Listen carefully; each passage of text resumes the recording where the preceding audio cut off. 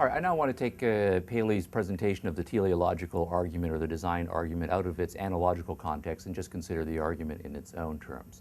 So what I want to do is take the end result of the analogy, the premises that are indicated and the inferences that Paley is drawing on the basis of that, and put them in a logical structure on the board in a step-by-step fashion, and that will enable us methodologically to think about the strengths and weaknesses of the argument here. So I'll start a heading here. We will call this the argument from design, and it starts off with an observation about the nature of the universe, this phenomenon of order or complex order. The universe is complexly ordered. The internal organs of animals and the way the musculature and skeletal structure all fits together, the pattern of the seasons, the complicatedness of a weather system, our understanding of the orbits of all of the planets around the sun.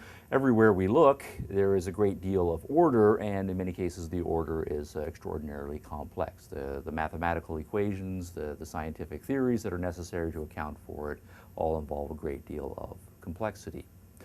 All right, and then the analogy was back to the watch. The watch itself was complexly ordered. The next step in the reasoning was then to say, given the complex nature of the order, there must be some sort of designing being that caused that order to come into existence. So we can say something to the following effect, that complex order, right, requires an orderer.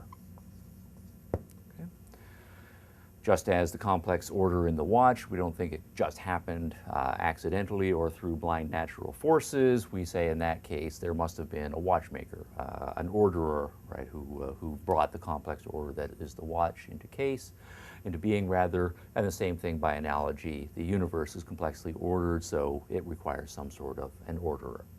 Now, at this point, we make a logical move. We say, well, if the universe is complexly ordered and complex order requires an orderer, we can make an inference. Therefore, the universe requires an orderer. All right.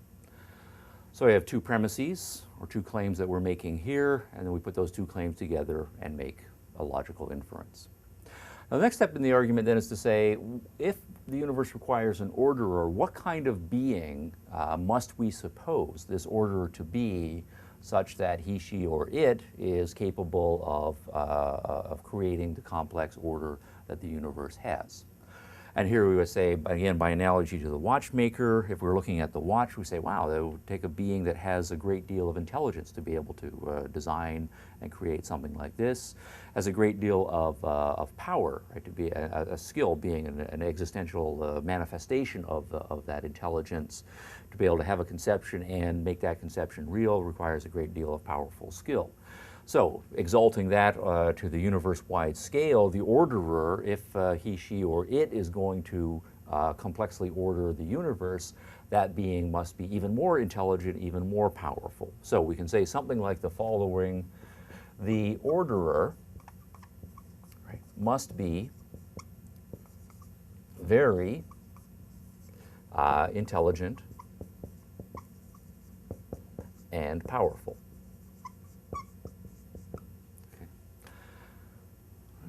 Good. Draw another inference. This point here follows from these two here, but if the universe requires an orderer and we add to that the claim that the orderer must be intelligent and powerful, then we can say the universe, therefore,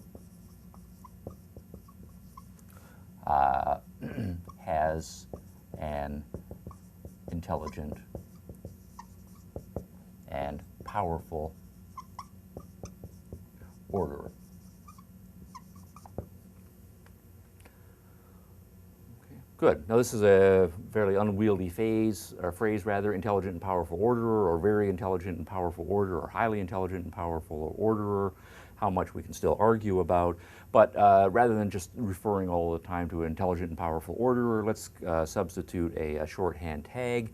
Everybody knows when we start talking about beings that are intelligent enough and powerful enough to create and order entire universes, we're talking about something on the scale of a god. So let's then, as the next move, then make that very suggestion that what we will do is just call the intelligent and powerful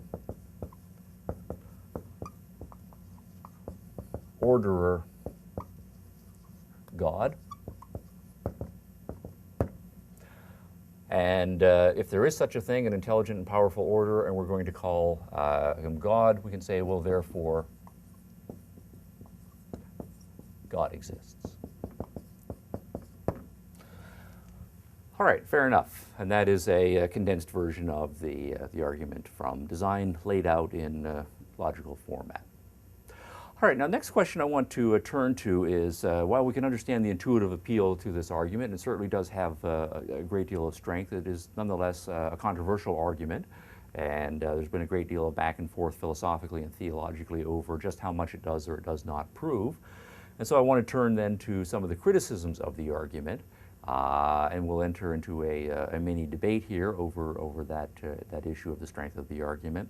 And for that purpose, since we have a number of steps here, rather than just pointing back and forth, a device I want to introduce is numbering.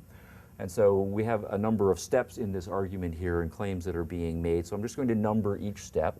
Step number 1, step number 2, that's number 3, step number 4, step number 5, step number 6, and then we culminate with the ultimate conclusion of the argument, a conclusion that God exists, and we'll call that number 7.